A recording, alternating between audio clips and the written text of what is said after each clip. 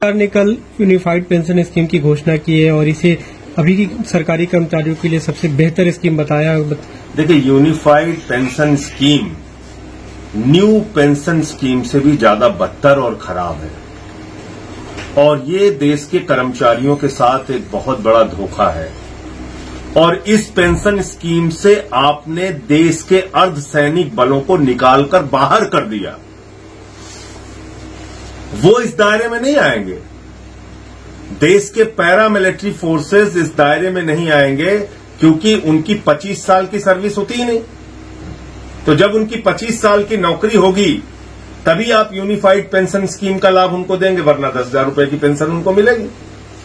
दूसरी बात इसमें क्या है कि जब से आपने अपनी नौकरी शुरू की, मान लीजिए आपने 40 साल नौकरी की, तो हर महीने आपका 10% सैलरी से कटेगा पेंशन के नाम पे और उसके बाद पूरा पैसा सरकार अपने पास रख लेगी। मान लीजिए 1 लाख की सैलरी है, 40 साल आपने नौकरी की, कभी 2 लाख होगी सैलरी आगे बढ़ के आपकी, कभी 3 लाख होगी। जितना पैसा आता है 10% के हिसाब से वो पूरा का पूरा पैसा सरकार रख लेगी अपने पास।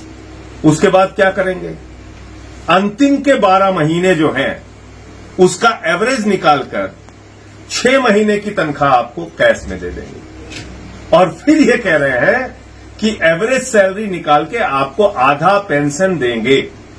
पहले तो आपने एक बहुत बड़ा अमाउंट कर्मचारियों का मार लिया, लाखों रुपए जो अपनी पूरी जिंदगी में उनके 10% कटौती के नाम पे इकट्ठा होगा। दूसरी चीज, आपने इससे अर्धसैनिक बलों को बाहर कर दिया बड़ी संख्या में। आपने इसमें कह दिया 25 साल की जब न्यूनतम आपकी सर्विस होगी, 20 साल से बढ़ाकर उसको 25 साल कर दिया कि न्यूनतम सर्विस जब आपकी 25 साल की होगी तभी आप इस यूनिफाइड पेंशन स्कीम के दायरे में आएंगे।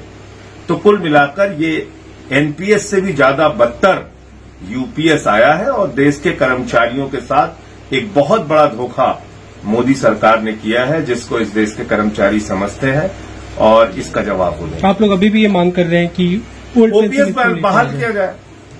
भाई, पुरानी पेंशन स्कीम बहाल करने में आपको क्या समस्या है?